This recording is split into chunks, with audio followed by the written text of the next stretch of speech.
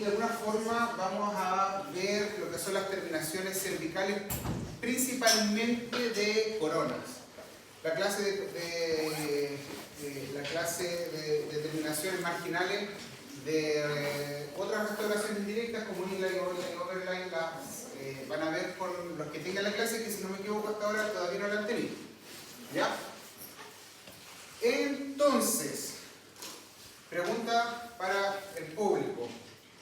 ¿Cómo definimos tallado dental? ¿Qué es lo que es el tallado dental? De acuerdo a lo que ustedes han ido viendo, haciendo, me imagino que ya todos se han leído los protocolos de tallado. Levante la mano, ¿quién se leyó los protocolos de tallado? Tampoco, y hicieron 5 muñones y no se leyeron los protocolos de tallado. ¿Y cómo están haciendo los muñones?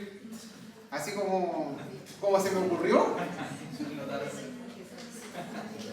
Ya, ojo ahí, tienen que leerse los protocolos y para eso los protocolos están en el campus. Defínanme, ¿cómo definimos tallado dental? Levante alguien la mano y me dice. Estamos en confianza. En mi primer día de especialidad, y esto no lo voy a decir para que no lo digo para que se cuiden, pero mi primer día de especialidad, el doctor, que ustedes lo conocen, que se llama Marcelo Martínez, ¿lo conocen? ¿No les hizo periodoncia en cuarto el año pasado? Sí, ¿el militar? Ya, él nos hizo clases de periodoncia también en la especialidad.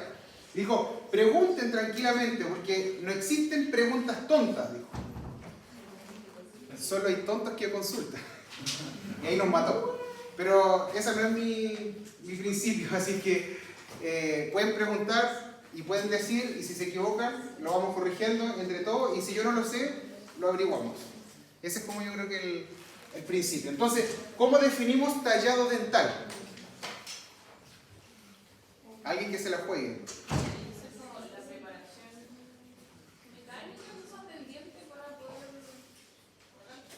¿Preparación mecánica del diente para? No, para poder colocar las coronas.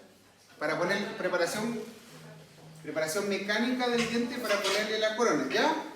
Una técnica odontológica para preparar el diente que va a ser rehabilitado. Ya, una técnica odontológica para preparar un diente que va a ser rehabilitado. Sí, igual eso es como bien genérico porque podría también esa definición involucrar preparación biostática y que vamos a preparar un diente de una boca que va a ser rehabilitada. Sí, pero también me hace mucho sentido. ¿Quién más? Por acá, ¿quién se la juega por acá? ¿No? ¿Qué les parece algo así como el tallado dental? Se puede definir como un desgaste selectivo. Por eso es que estamos utilizando guías de silicona, ¿cierto? ¿O no? Ustedes la están haciendo así nomás porque dice que hay que hacerlo nomás.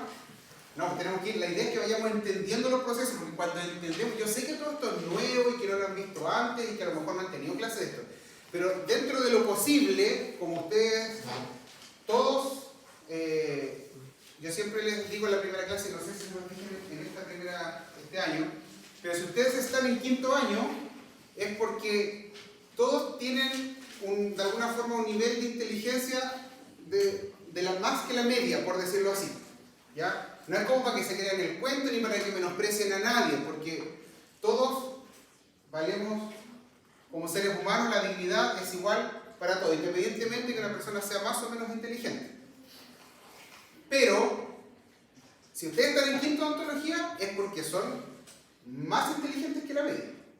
Entonces, como ustedes son más inteligentes que la media, lo que nosotros de alguna forma esperamos, sobre todo después de haber pasado primero, segundo, tercero, cuarto, es que de alguna forma puedan ir haciendo como asociaciones en relación a lo que nosotros les vamos pasando. Hoy día ustedes tienen, que es un poco más favorable que años anteriores, es que tienen varias clases de esto antes de que hagan los procesos.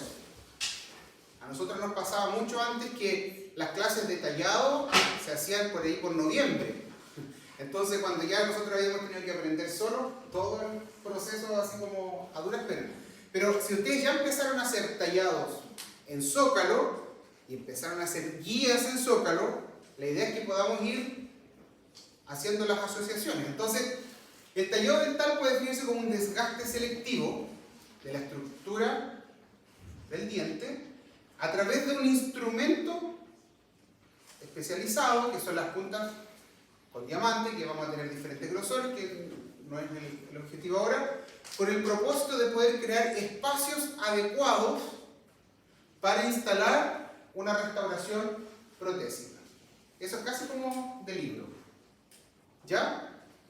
Entonces eso significa que nosotros no vamos simplemente a pelar dientes y a desgastar así como que no hubiese un mañana, sino que necesitamos tener las nociones, porque es un desgaste selectivo. ¿Y cómo vamos a saber cuál es ese desgaste? Ahí lo vamos a ir viendo, que hay diferentes técnicas para saber cuánto necesitamos desgastar. Otra pregunta. ¿Cuántos tuvieron más del 70% en la prueba el miércoles, en la prueba habilitadora? Ya, muy bien, felicitaciones. Y los que no tuvieron el 70%, yo creo que no sé si hay alguien que no haya obtenido. Yo creo que todos los que dieron la prueba parece que les fue más o menos bien. Pero vieron algunos de ustedes que no alcanzaron a dar la prueba porque les faltaban tallar algunos dientes. A ellos, ojalá que se vayan, que no lo vayan chuteando demasiado para que puedan rendir esa prueba lo antes posible. Entonces nosotros vamos a necesitar algunos principios orientadores para poder saber cuánto desgastar. ¿Ya? Entonces, ¿qué es lo que debemos considerar? Primero, que tenemos que tratar de mantener la mayor cantidad de estructura dental sana. ¿Ya? Características de solidez o de resistencia estructural de los materiales que vamos a utilizar. O sea, si vamos a utilizar una cerámica feldespática, o si vamos a utilizar un circonio, o si vamos a utilizar un disilicato de líquido. Y también principios de retención y estabilidad. Ustedes vieron probablemente algunos principios antiguos de retención que tenían que tener cierto paralelismo, pero cuando trabajamos, dependiendo de las características del material que vamos a trabajar, probablemente no van a ser exactamente los mismos principios de retención que teníamos que tener cuando hacíamos una metal cerámica. Lo importante, ¿por qué necesitamos conocer esto? Es para poder controlar la dirección y la cantidad de los desgastes que nosotros vamos a hacer. Entonces, cuando no tenemos una referencia o algo para poder comenzar a hacer este desgaste selectivo o tallado, vamos a perdernos, y así hemos tenido casos de algunos estudiantes que han desgastado tanto que el diente se tenía que ir a implante. O porque lo desgastan demasiado en sentido corono cervical, o porque hacen un chamfer demasiado grande, entonces desgastan demasiado al punto que el diente se tiene que ir a implante. Es un caso exagerado, pero puede pasar. Ahora, que les pase este año es mejor a que les pase cuando se titulen. Este año ustedes de alguna forma están aquí en la universidad con el derecho a equivocarse. No debería pasar nada, nadie debería retarlos porque se equivocan. Si alguien los reta porque se equivocaron, me lo informan por interno. Pero no deberían retarlos por equivocarse. Ahora, igual entendiendo que de repente si es que la equivocación está en que nos ha pasado que algún estudiante con un disco sofle le haga un corte más o menos importante en la mejilla o la lengua a un paciente, el docente se puede poner un poco nervioso, pero normalmente logramos resolver ese tipo de emergencias. Y ya nos han pasado los últimos años, entonces en ese ponerse nervioso puede ser que de repente se altere un poco, pero no debería ser lo más clásico. Las chiquillas que están ahí, ¿pueden prender el aire acondicionado? Así como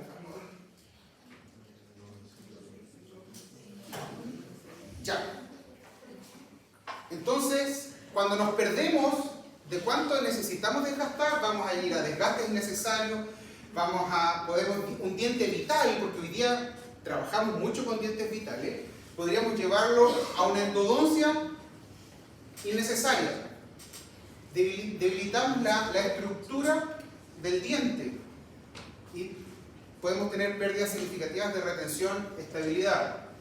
Por otro lado, si es que desgastamos mucho, también podemos tener dificultades en la falla y el ajuste de la corona que nosotros estamos realizando. Entonces esto, digamos, esto es muy burdo, esto es como, pero en el fondo para que de alguna forma se lo puedan grabar en la cabeza. ¿Cuánto? No desgastamos ni mucho ni poco. Yo creo que el concepto de no desgastar mucho, eso es como claro para todos. Pero también existe el no desgastar demasiado poco, porque si desgastamos demasiado poco, bajo el principio de ser menos invasivos, podríamos desgastar tan poco que el provisorio, le vamos a hacer un provisorio y el paciente va a morder y ese provisorio se va a quebrar inmediatamente, por ejemplo.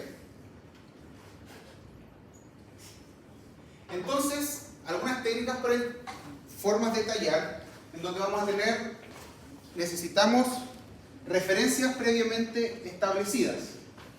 Entonces, nosotros podemos hacer referencias verticales, como eso, o referencias horizontales, como eso. Ahora, yo prefiero muchas veces, o mi técnica en particular, lo más probable es que a lo mejor hay otro colega que utilice esa otra técnica, pero yo, como yo estoy haciendo la clase, yo le hablo de mi técnica. Yo normalmente hago este tipo de surcos de referencia. ¿Por qué? Porque yo puedo pintar el surco con un lápiz grafito y desgastar perpendicular al surco hasta llegar al grafito. Cuando hago esa forma, cuando hago esa forma, igual puedo marcar con grafito, pero tengo que como que dar vuelta a la fresa, porque si lo hago de la fresa paralela a los surcos, voy a estar permanentemente profundizando cada surco cuando pase por ahí. No sé si me siguen en esa idea.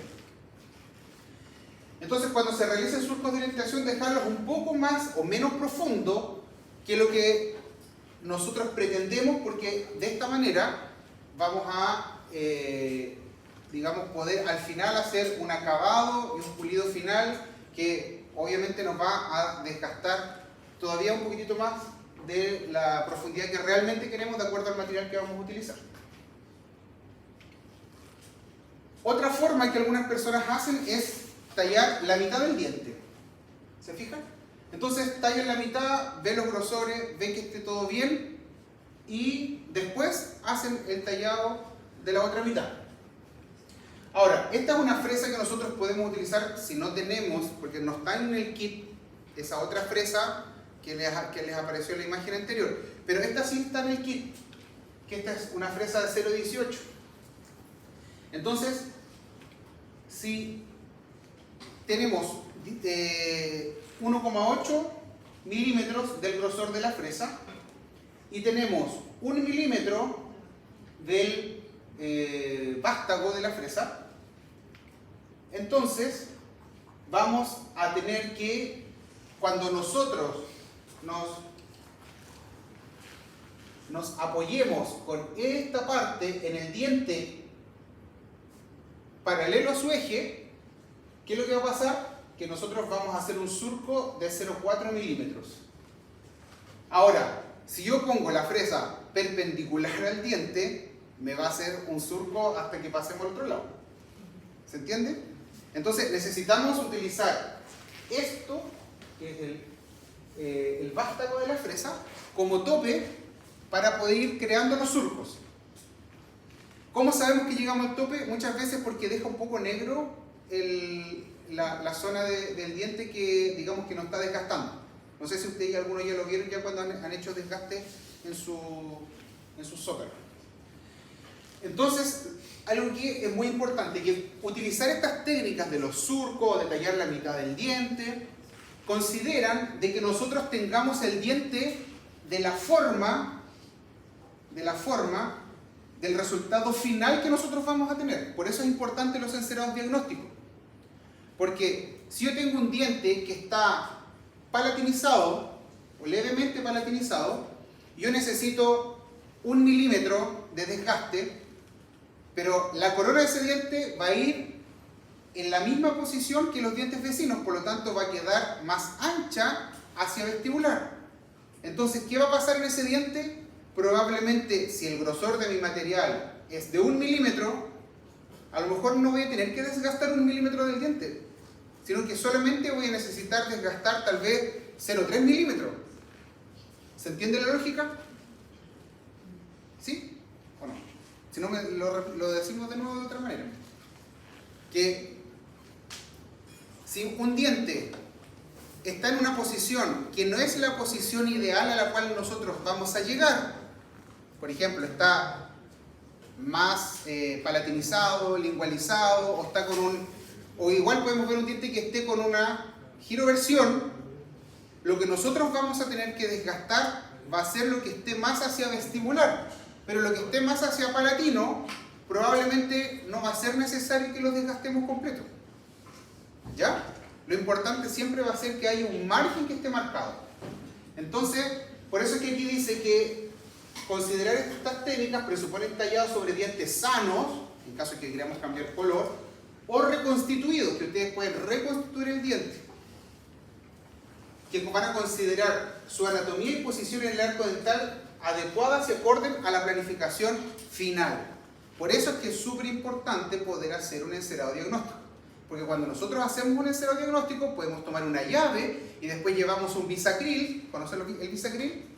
¿Sí? El material con el cual hacemos provisorios, que está en una pistola, y hacemos un mock-up. Y le colocamos ese bisacril en nuestra guía de silicona, lo ponemos en boca, vamos a obtener el resultado final. Y en base a ese resultado final, hacemos los surcos guía. Entonces, donde haya un grosor mayor de material provisorio, en el mock-up, probablemente lo que desgastemos de diente va a ser mucho menos. ¿Ahí sí? ¿Alguien que todavía quede con un poco de duda en eso? Porque eso es súper importante que puedan tenerlo como clarito. ¿Sí? Doctor, Dígame, ¿quién dijo doctor? ¿Cuánto es el mínimo de espesor que puede tener? Es que va a depender, porque en el fondo si utilizas una metal cerámica, si utilizas una corona feldespática pura, si utilizas un disilicato de litio, si utilizas un circonio, cada uno de esos materiales tiene un grosor. De hecho, cuando trabajemos en el CEREC, cuando uno elige el material que va a utilizar, después uno elige el material que va a utilizar, hace la preparación, ¿no es cierto?, escanea, y uno le pide al CEREC que haga una propuesta de corona, pongámosle una corona periférica. Entonces, uno le puede, hay un botoncito que uno le coloca que te muestre los grosores mínimos. Entonces, te va a mostrar en las partes donde no hay el grosor mínimo de material, te va a mostrar dónde está eso. Entonces, en algunos casos, cuando te falte grosor mínimo, tenemos dos opciones. Agregarle, y uno con el mouse le agrega cerámica, y con eso se soluciona porque va a tener el grosor mínimo, pero en algunos casos, cuando está en la cara oclusal, lo que va a haber que hacer es desgastar más el muñón. Porque te va a faltar grosor mínimo, por ejemplo, para el 1,5 milímetros o 2 milímetros si estamos utilizando una cerámica feldespática. Entonces, no le puedes agregar más, porque si tú le agregas más, vas a tener un contacto más fuerte que no va a ser funcional, que finalmente igual vas a tener que desgastarlo. Entonces, en ese caso, ¿qué es lo que hay que hacer? Bajar más el muñón. Perdón. Les voy a mostrar un video y ahí vamos a poner Este es un video muy rápido de más o menos cómo debería ser el tallado de un canino.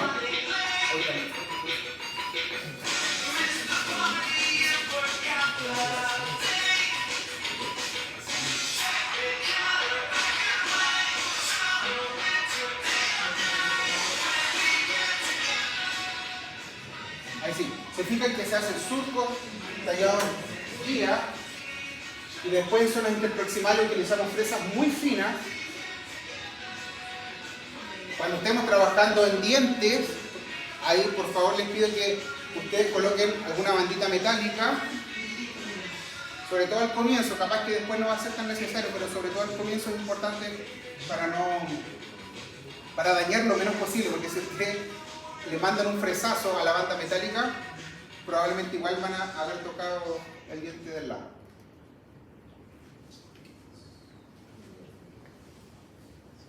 Eduardo. Tenía una duda en la diapo anterior, Sí. donde estaban los cursos guía. Ahí la idea sería que quedaran 0,4 milímetros Los surcos guías.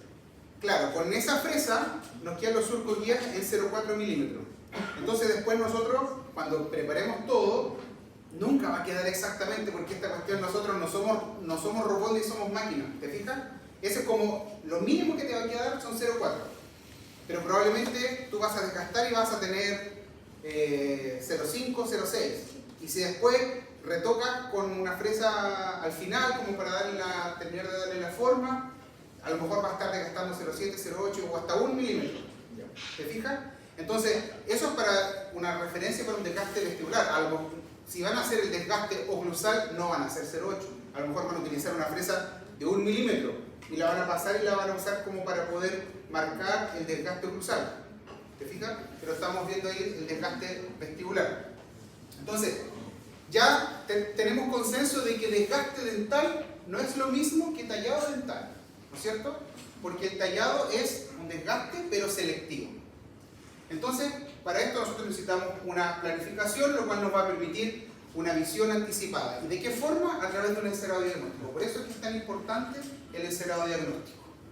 Entonces, necesitamos hacer el encerado diagnóstico para ver cuál va a ser el resultado, elegir nuestro material seleccionado con que vamos a rehabilitar.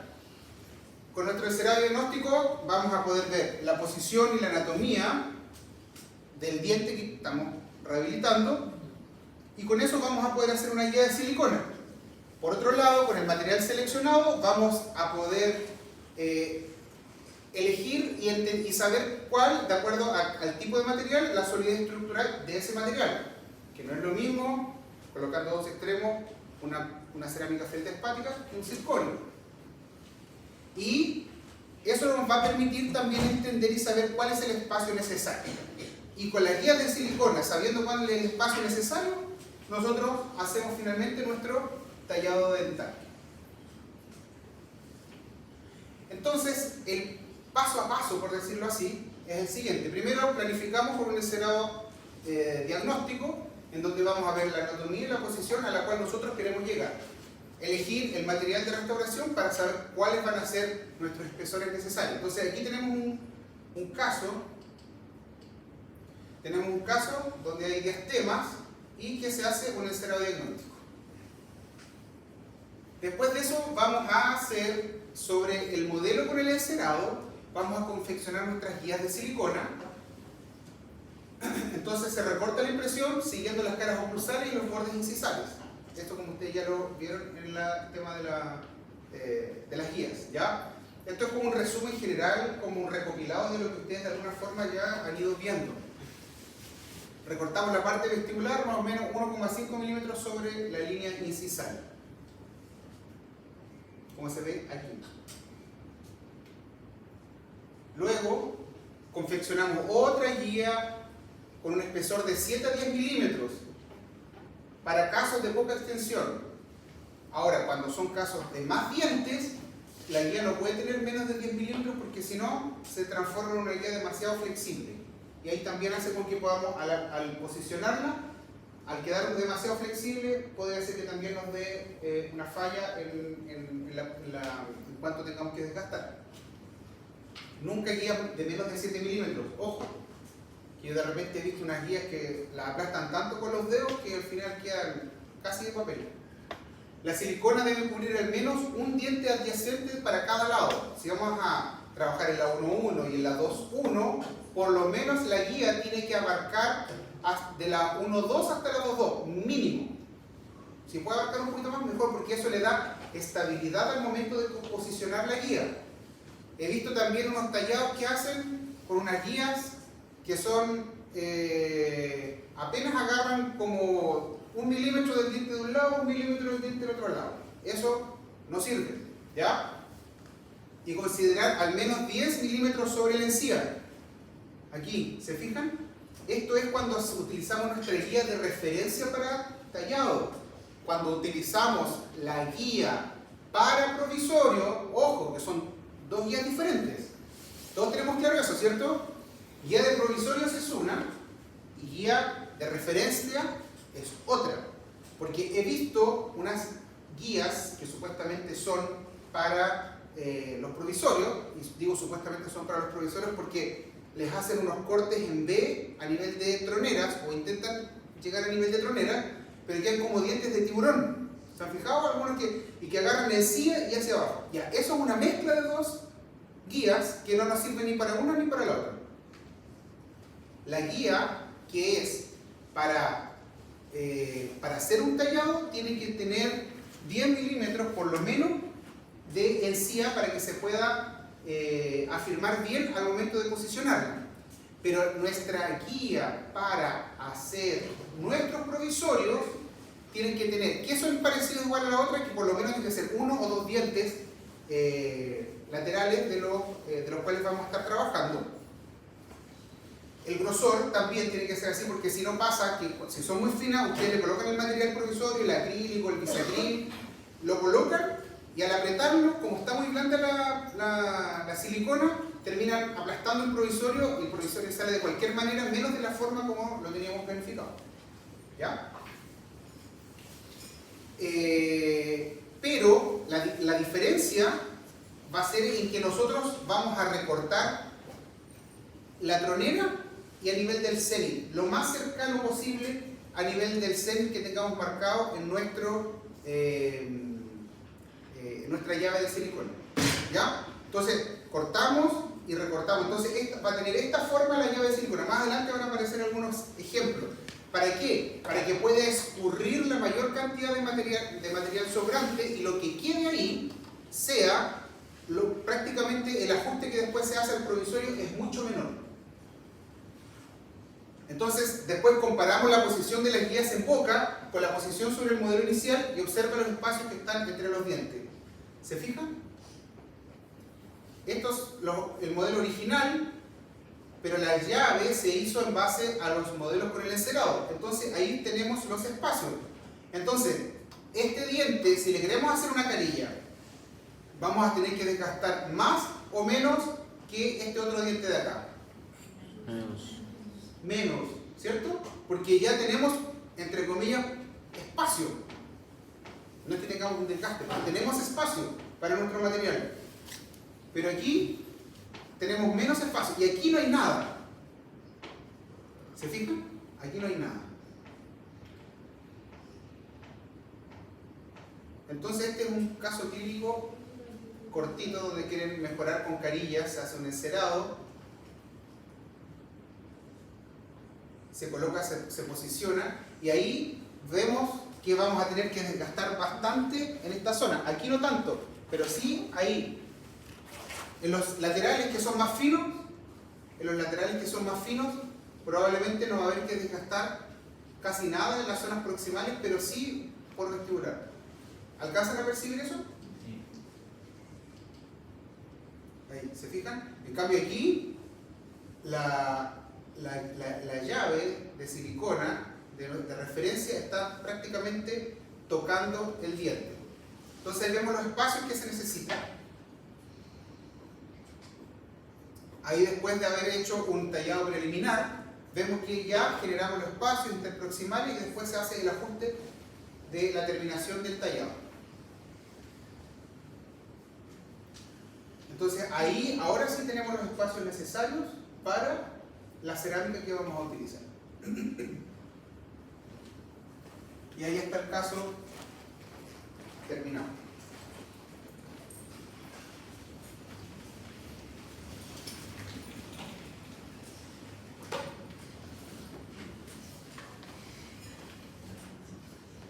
Entonces, la posición de la terminación cervical. Vamos a tener 3 posiciones distintas en las cuales nosotros podemos terminarlo. Supra, yuxta y subgingival. Y cada una de ellas va a tener ciertas características y ciertas indicaciones. Algunas se traslapan un poquitito. Cuando no necesitamos cambiar color, sobre todo en el sector anterior, siempre tratemos de trabajar supragingival. Si vamos a cambiar color y el paciente tiene una mordida alta, no podemos usar supragingival. Ahora, si vamos a cambiar color y el paciente tiene una sonrisa que aunque sonría se le ven menos de la mitad de los dientes, igual podemos ocupar supragingival porque el paciente, aunque esté muerto en la risa carcajada, tampoco se le va a ver el margen. Siempre algo supragingival vamos a tener un mejor resultado tanto para la impresión, como para el ajuste, como para la limpieza, como para la protección de los tejidos, siempre. Entonces, cuando se pueda escoger supra, escogemos supra. Si no, tenemos que hacer juxta, la cual vamos a necesitar un hilo, o si no, ya definitivamente subgingival. Entonces tenemos márgenes supragingivales, no vamos a ver todas las ventajas. La idea es que vayamos conversándolo. Esta clase, si no está en el campus, se las puedo subir el PDF para que después lo vayan ustedes revisando más en detalle. Pero como les digo, lo principal es que con márgenes supragingivales es mucho más fácil la terminación del tallado, es mucho más fácil la cementación, es mucho más fácil el aislamiento, es mucho más fácil todo. Algunos inconvenientes que dependiendo si un paciente que tiene una sonrisa gingival, una sonrisa alta, podría transformarse en que sea poco estético. ¿Ya? Ahí tenemos algunas indicaciones. Los márgenes, tenemos también ventajas, desventajas, inconvenientes de los márgenes yuxtagingivales. Se requiere un poco más de expertise para poder hacerlo.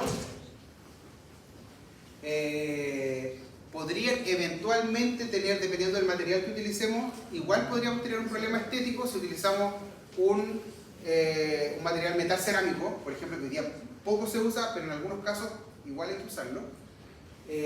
Porque ¿qué es lo que va a pasar? Que igual se va a traslucir en el margen de la encía, se va a traslucir esa línea negra típica de las coronas metal cerámico.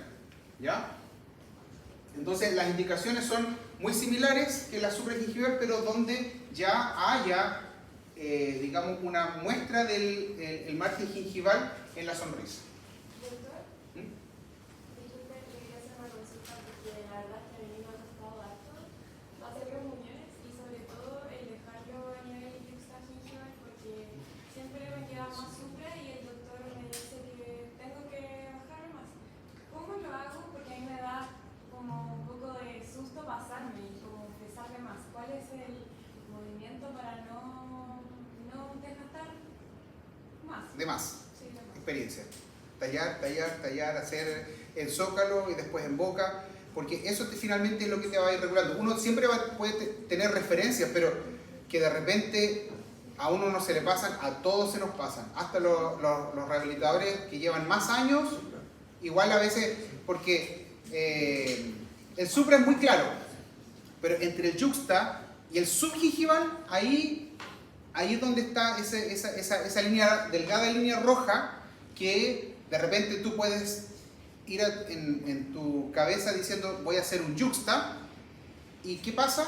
Que colocas un hilo, pasas una fresa, sacas el hilo y te quedó sub.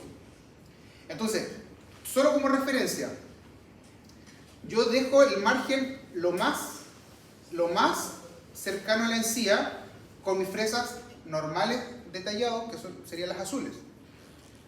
Y después coloco un hilo solo para hacer el desgaste, que con la fresa con grano rojo va a tener un desgaste menor obviamente que la fresa azul. Por lo tanto, hago el desgaste final con un hilo retractor con el grano rojo sin hacer un desgaste, sino que más que nada un pulido. Entonces, ese pequeño pulido que va a tener, obviamente va a ser un desgaste menor que con la fresa azul, pero ese pequeño pulido ya va a hacer con que te quede prácticamente juxta. Porque ese es el punto, que si tú le pones el hilo retractor y ya estabas casi juxta y le pones el hilo retractor y le pasas una fresa azul, probablemente te quede azul. Entonces, la fresa roja, mi favorita es esa, la roja, para la preparación de un chamfer de una corona, es la roja cilíndrica. Esa que igual está en el kit que tienen ustedes, porque esa es suavecita y te deja un margen muy bien marcado en la zona proximal.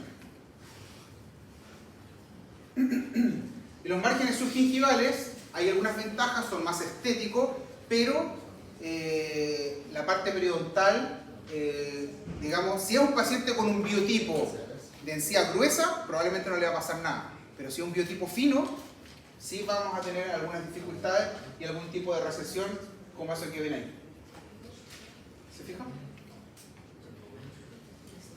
Y aquí lo que yo les estaba mostrando es de la importancia de usar un hilo retractor para que no pasar a llevar la encía, pero por otro lado, para no dejar cuñas de esmalte que después se van a quebrar y van a producir una fractura y va a quedar una brecha entre la corona y la preparación dentaria. Entonces, cuando nosotros colocamos un hilo separador, separamos la encía y con eso podemos utilizar la fresa para que no nos quede ni esa... Ustedes cuando estén tallando tienen que pasar la sonda y pasarla, que tiene que ser suave la transición, digamos, de la parte vestibular del muñón, por decirlo, hacia afuera. Si ustedes sienten una pestañita es porque están metiendo la fresa hacia adentro y esa parte va a haber que pulirla antes de tomar la impresión. Entonces, eso es como la fórmula. Ustedes siempre tienen que estar con la sonda curva, analizando su muñón y pasarle, y siempre tienen que haber transiciones suaves. Si sienten alguna pestaña, significa que hay algo que está mal.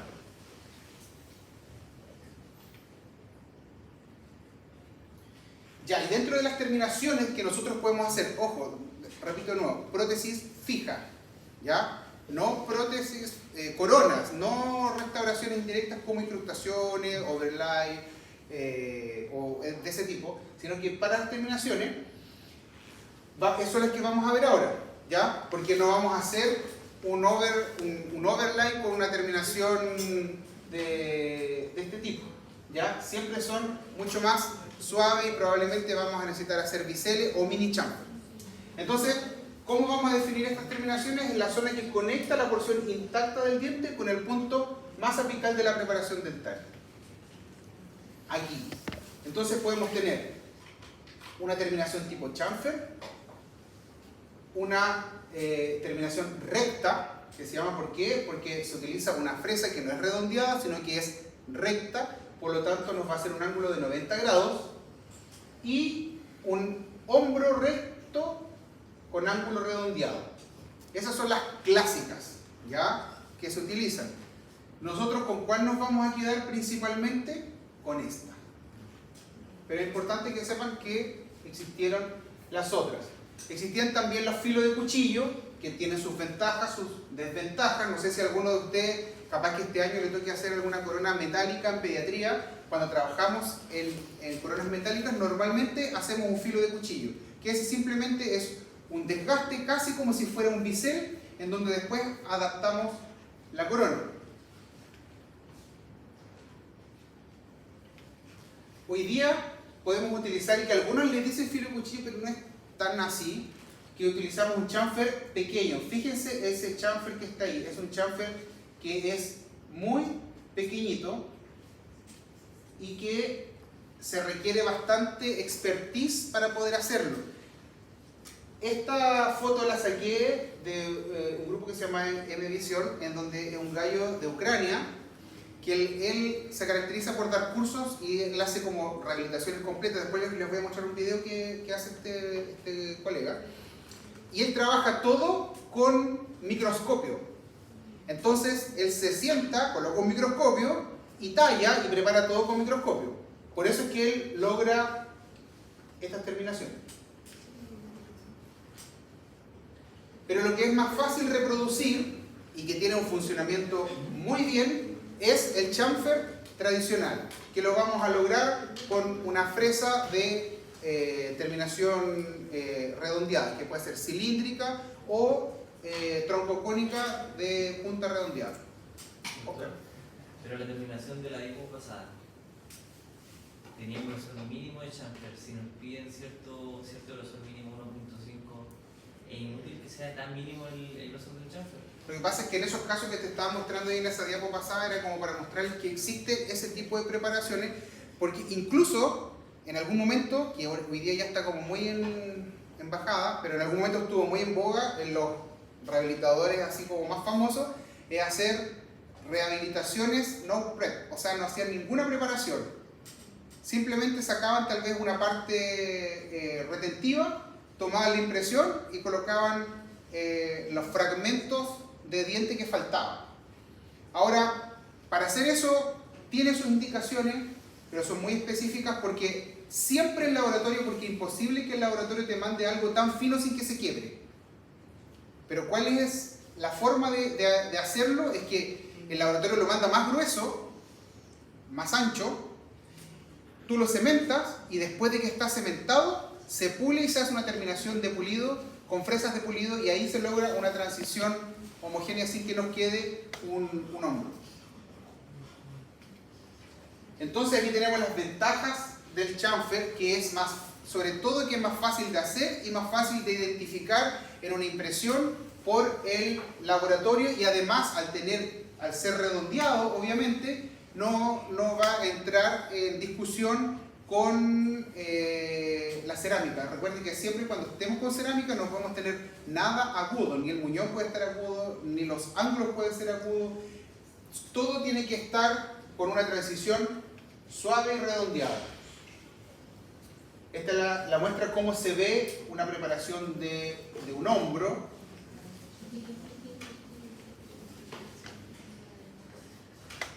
Y lo importante cuando hacemos nuestras preparaciones y después hacemos, porque es importante que tenga el grosor adecuado, de acuerdo a lo que estábamos conversando precisamente es por esto, porque podemos correr el riesgo de tener un sobrecontorno, y ojo, que lo más probable es que nuestra corona definitiva no haya tanto, excepto que el laboratorio no tenga espacio y la tenga que dejar definitivamente más gruesa, que es lo que estamos diciendo recién.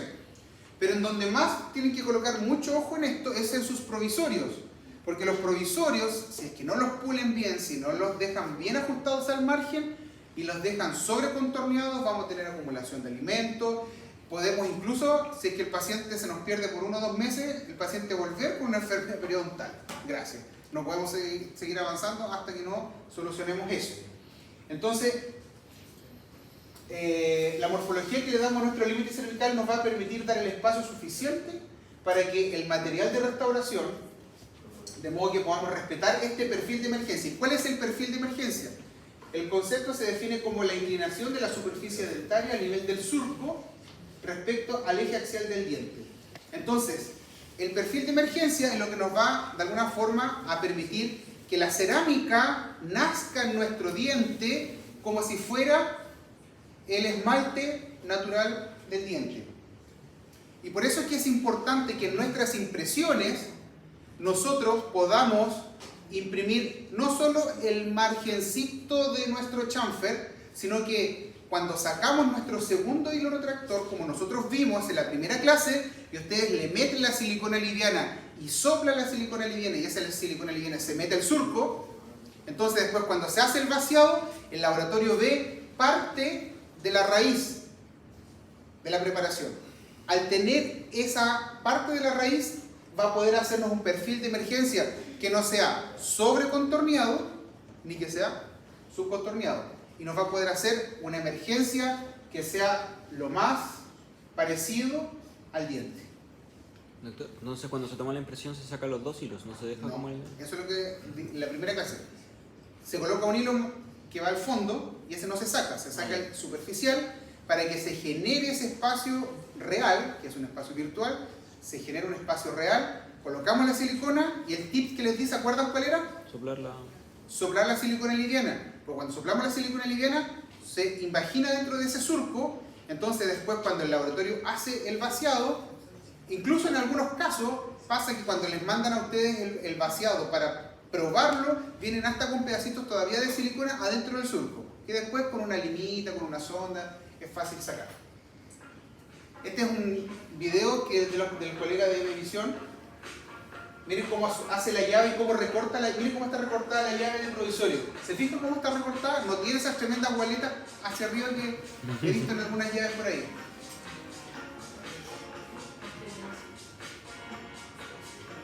Este video es un poco antiguo, pero es prácticamente lo que estamos haciendo hoy en día.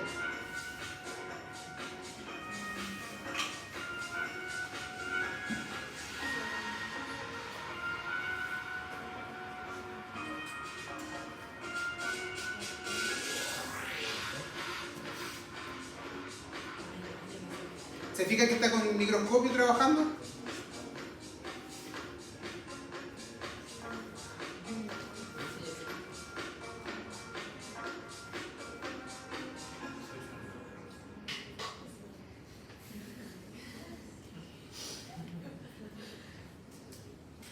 eso es todo por hoy día. Esos son un poquito de igual un poco así. Voy a estar harto más grandes que eso. Muchachos, dudas, consultas.